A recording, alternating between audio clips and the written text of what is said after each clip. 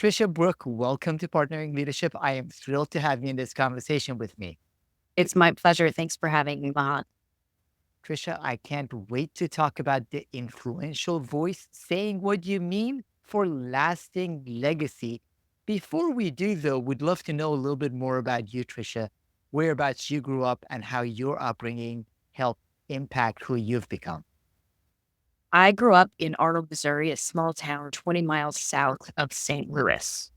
I grew up on a farm. We had cows and chickens and lived next to my grandparents, where we had a well for water and we sat outside under a big tree after dinner. My grandmother had an eighth grade education, and I knew that I would be leaving there as soon as I possibly could, that there was more for me. Thank goodness my mother enrolled me in dance lessons. So at 7 years old, I met Sharon Denoyer McGuire and her mother, Lillian Denoyer. They had a dance school in Arnold, Missouri called Denoyer Dance. And they taught me how to see more for myself.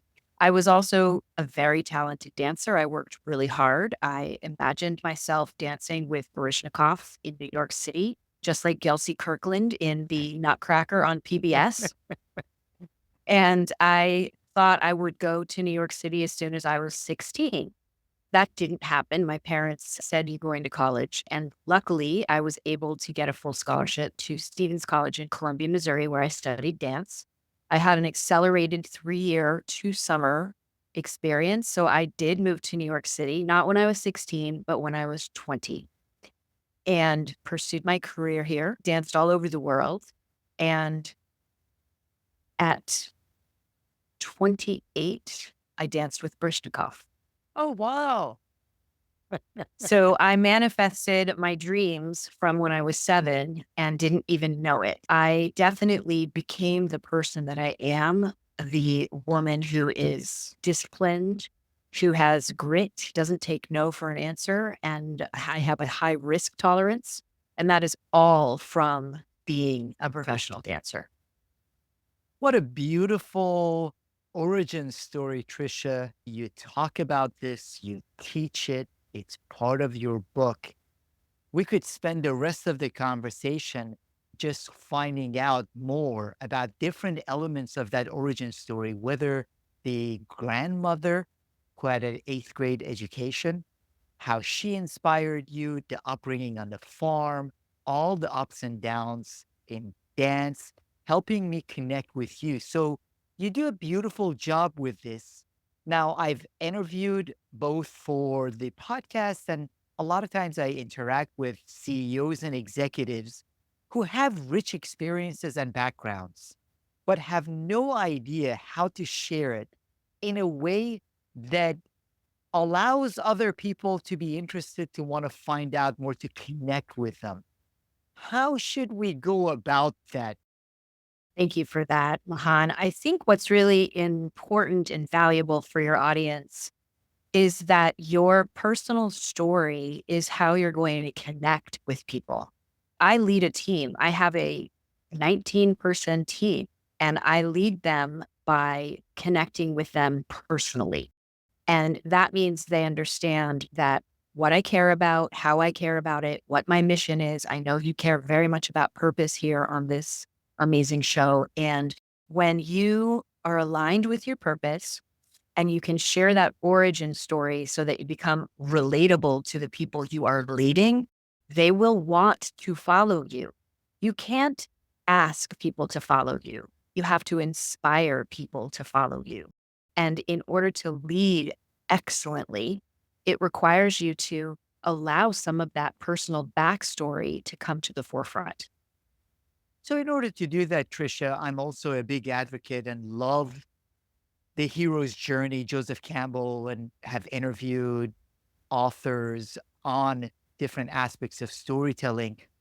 One of the challenges that many of the executives and CEOs that I interact with, coach, and see have is that on one end, we're telling them it shouldn't be about you. And on the other end, we're saying you need to be able to share your origin story in a way people can relate to you. Imagine narrating a story. It doesn't necessarily mean boasting about your history. It's more about narrating a story that you happen to be the main character of. And when you narrate that story and you include those details, you can make the person, invite the person, inspire the person to have a feeling connected to the story you are narrating. Then it's in service of them and it is not about you. That feeling is really important in addition to that, as you mentioned, narrating, giving some of the details of that story that gives hook points for people to relate to. I joke about the fact that we listen for commonalities. So if someone went to the same high school as I did 20 years before or afterwards, I all of a sudden feel a connection to them. So we give people those hook points that is important for relationship building. I agree completely. And whether it's where you grew up, what your favorite meal is, how you celebrated holidays, or who your pet was, when you share those details and that humanness, then we as leaders can connect deeply to our teams, to our communities, to our colleagues. I'll share a quick story with you, Mahan. I volunteer at an animal shelter in New York City called Bide. And I was a handler to one of the kittens when we went to The View, the television show The View. There were 4 dogs and 2 cats, and each of these beautiful animals had a handler. And we're in the green room where they take everyone. We enter the green room and the dogs immediately go to the bathroom on the floor. So it was like, welcome to The View. Now we have to clean up the pee. So everybody became part of cleaning up the mess. We all pitched in to clean up the mess, right? Literally. Then I noticed I was sitting back and I was noticing everyone in the room, no matter what age, gender, culture, socioeconomic background, position at the view, no matter who they were, no matter what their political beliefs were, they all came into this room of animals and became one. They were united in their thinking. And that is why sharing stories from a personal point of view can unite us in our thinking. And I'm not saying in our opinions or our beliefs. I'm saying unite us in our thinking. And that's what exquisite leadership does. It can do that, and I love the way you told that story. A couple of things about it. First of all, you are not the hero of that story. This is not how Awesome Tricia was. You pulled everyone in there and everyone did the cleaning or whatever else. Therefore, you were successful at it. The other part of it is I start out with a question about the origin story, giving people a chance to talk a little bit about themselves. Because whether it is for authors or for leaders, we want to know who are you? What is your story? What are some of your values and purpose that you talk about in your book before I am willing to listen to your ideas or be willing to follow you? Such a great point. That's a spot on reflection and analysis. Absolutely. So now, Tricia, you talk about cutting through the noise, and we live in a very noisy world, whether it is in part because of technology, in part because of all the content, all the noise around us. So, how can leaders, in wanting to communicate more effectively, cut through some of this noise? I think it starts first with listening. When you practice the art of active listening and you don't say something right away, it gives you the opportunity to understand how to respond instead of react. And I love that you say listening as an act of love, because doing it, and whether it is in our personal relationships, I watch that we don't let people put a period at the end of their sentence before we jump in and say what we want to say, or in organizations, is truly an act of love. Really is. And when you lean back and you give your team an opportunity to feel heard and seen, that is the most generous act of love and support you can show a team member. And I know it might sound a little different to say as a leader showing your team that you love them, but this is what I mean. It's the respect, it's the love, it's the dignity that you're giving them by allowing them to fully express themselves and be heard and be seen, which is ultimately all we want as human beings is to be heard and seen and loved. How can we actually listen better? It starts by being mindful that in that moment, you need to focus and give all of your attention on the person sharing their information with you. Because inside of that moment, there might be a nugget that you are going to be able to run with. Inside of that moment, there might be an opportunity for you to hear what is going on below the surface so that you can really support your team member or your colleague. And it goes back to the responding instead of reacting. Leaders want to solve the problem as quickly and efficiently as possible. So we hurry up and we jump in. When we pause, when we get still, and we practice that active listening, it might be counterintuitive to our desire to hurry up and solve the problem for the person. But what it really does is it gives us that space to come up with a solution or a conversation towards a solution that may actually be better in the long run. I find whether it is with the executives I work with, Tricia, or myself, it is easier said than done. It is really hard to focus on the person because we are able to process information a lot faster than people speak, fully dedicate our mind space to that listening. It requires effort, determination, which is why I go back to what you said listening as an act of love. This is a critical way, an effective way of showing love and care for the people we interact with.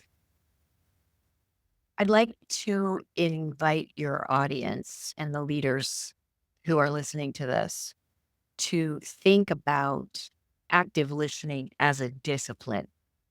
You probably go to the gym and do your bicep curls. You probably eat healthy food consistently as a high performing leader. You hopefully meditate. The act of listening is the same kind of discipline. You have to make the decision to put down your phone, make the decision to stop multitasking, make the decision to focus 110% on the person you're having a conversation with. Because ultimately, you will eliminate more time. You will become more efficient because you'll have all of your attention on that person. The conversation will be potent. It will end sooner because there won't be confusion. So you're actually creating efficiencies by having the discipline of active listening. And it is radically different for people, and we are pleasantly surprised when in our interactions, including in the organization, someone actually listens. So it is something to exercise because it then becomes a leadership superpower because we aren't used to too many people listening to us. And imagine a room full of people around a conference table and everybody's talking at each other.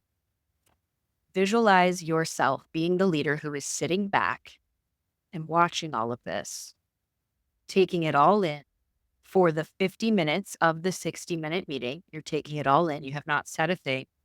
At the end of that meeting, you now have all of the information that you need to assess what to say, how to say it for the most impact. That is exceptional leadership. You don't have to be talking all the time in order to lead. Now, in order to do that, you also talk about overcoming limiting beliefs. How can we overcome limiting beliefs in order to be able to communicate more effectively? I like to think of this as what are the stories you're telling yourself in terms of those limiting beliefs? Or what are the excuses you are making that are your limiting beliefs. I don't have enough time. I'll do it when my kids are in college. I'm too short. I'm too tall, whatever it is. I'm not in shape yet. Those are excuses, not limiting beliefs. That's the first part of this. The second part is what's the truth and what's the lie? I used to say I accidentally became a choreographer, and then I accidentally became a director. Those are both lies. I was a dancer for my entire life. I was completely set up for the skill set of choreography. I am extremely organized and I know how to cast well. That makes me a good director. None of this was by accident. And so when I stepped into the truth of who I am and how I serve and let go of the lie that I accidentally became anything, that is when all of these limiting beliefs went away and I was able to create the Big Talk Academy and support all of these thought leaders and all of these people in public service who I can help change policy and have a much bigger impact and leave that lasting legacy that I talk about in the influential voice. So I think when you are, as a human being, having a limiting belief, pause, and this is how I get rid of it. Remove it from the moment. Huh, that's funny. Huh, that's funny. And then I let it go. That's a powerful way to reflect on it because I find in some instances it's limiting beliefs that we have. In other instances, it's the stories that some leaders get used to telling other people in an attempt at modesty that then become limiting beliefs in and of themselves in their own minds. So it's great to take a step back and say, "Hmm, that's funny." Yes. Now, you also talk about the role of courage and then vulnerability, being truthful and showing empathy, which are very hard to balance. Would love to know your thoughts on how those play a role in being able to have more influence with our voice. Many times leaders need to have hard conversations, and that requires courage. It takes courage to have a hard conversation with someone who is not up to doing the job that you've asked them to do.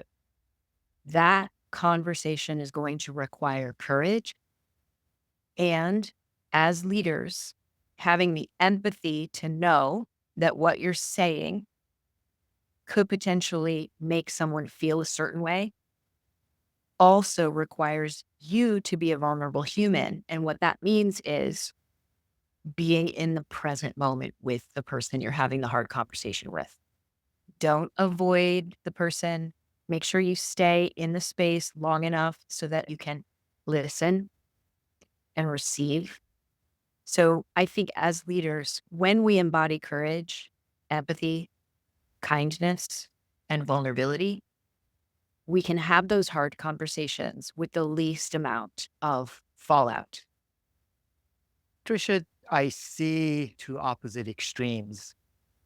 Some believe that they are showing radical candor, even though this is not how Kim Scott talks about it in the book. A lot of times people don't read a book, read the title, and then based on the title, they use it as an excuse for lack of empathy in the way they are communicating. While on the other side, I also see people, and I work with a couple of teams where they tiptoe around and they think they are showing empathy, they're showing care. So there is a need for that balance. How can we do that, though? It goes back to courage, Mahan. I have hard conversations with my team all the time. And the first thing that I do is I start with, I really appreciate all of the work that you're doing here. And I would love to know from you anything that I'm missing that I don't know that's going on behind the scenes so that they can come to me with any kind of challenges that they're having. And if a team member is not performing at the level that I need them to, or there's something going on that is out of alignment with our values at the big talk, then I will give them an opportunity to share what's going on. Maybe there's something going on in their personal life. And if there is no course correction, and let's say I have to have a hard conversation about letting a team member go, I will always tell them and share and communicate the value that they have brought to the company, the appreciation I have had in our time together, and that this is no longer the right fit. And this is the most important part, the silence, allowing for the space so that there is silence for the person to hear, process, and respond.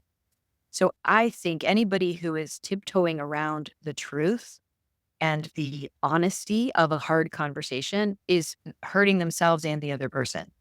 And anybody who is so radically candid that they don't care about how someone else is going to feel is also a leadership style that's based on fear.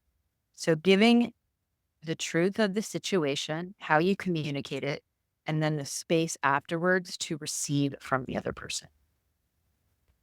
Now, Tricia, you also talk about the importance of feedback loops. How do you recommend for leaders to do that?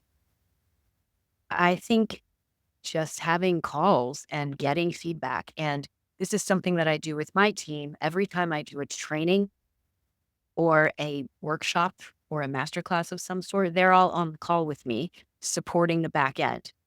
And I will always ask them, I welcome your feedback. What could I have done better? And when you open up that conversation with your team from the beginning, what can I do better? Then it becomes part of the culture. And when you ask it, you're going to get the truth. So they're not afraid to tell you the truth. So creating a culture from the beginning that you as the leader will always ask for feedback. And here's the other part of it, take the feedback sometimes so that your team sees that you are actually implementing some of their feedback. Then you've created this relationship where feedback isn't a scary thing for anybody. When you seek the feedback, you need to acknowledge it and actually act on it. Now, one of the other things you mentioned, Tricia, is you talk about the fear of speaking out. How can leaders create a kind of environment that reduces the fear of speaking out? I love this question, and I don't want to give your audience the idea that you should have more meetings. However, I do think it's important for there to be an environment, maybe it's quarterly, where everybody gets into the room and the leader says, I want to hear what's going on with everybody. And it's literally a conversation about what's going on with everybody. And that goes back to the listening. And when you give everyone an opportunity and you set up an environment where everyone's voice matters and you're actually showing them that you're willing to listen, then that fear can take a back seat. Meetings in most instances are unproductive because they don't have a clear purpose. What you're suggesting has a clear purpose. One other thing I would love to touch on, you talk about recognizing truth versus lies, Tricia. It goes back to really thinking, okay, is this a truth or is this a lie I'm telling myself? Am I really not capable of making a film, becoming a dancer in New York City? Is that the truth or the lie? The truth is, I studied dance. I know how to do it. I can actually buy a plane ticket from Missouri and go to New York City. I know how to get a job so I can pay for my apartment. All of that is the truth. And if you break it down one step at a time, you realize the lie that I can't move to New York City to become a dancer is just a lie. The truth is, I know how to take every single step and make every action happen so that I can become the dancer I want to be in New York City. So that's how I think about the difference between truth or lie. Take a moment, analyze what you're telling yourself, determine how the lie is actually a truth by building on it step by step. It connects to what you mentioned about limiting stories that we tell ourselves and gut checking that, seeing what the truth is and what the lie is. Now, for the folks listening to this conversation, Tricia, where would you tell them to start? I would love for your audience to think about starting with the listening and ask someone how they're doing and really listen. So I'm asking your audience to actually help amplify and elevate voices of others first and see how that feels, see what happens. And once you do that, you are going to be able to be an influential voice in ways you didn't even know possible. What a beautiful message. By becoming influential and having an influential voice through listening to others and elevating them. Now, Tricia, for the audience to learn more about the influential voice, connect with you, follow your work, learn from you, where would you send them to? First, thank you, Mahan. You are an excellent, exceptional listener. I really appreciate being here with you today. And your audience can find me at triciabrouk.com. And I would love to give your audience a special gift, a free visualization of how to be an influential voice. And it is at triciabrouk.com/power. It's a powerful visualization that will support you and your audience. Tricia, what a wonderful joy it's been having a conversation with you on the influential voice, saying what you mean for lasting legacy. Thank you so much for joining me in this conversation, Tricia Brouk.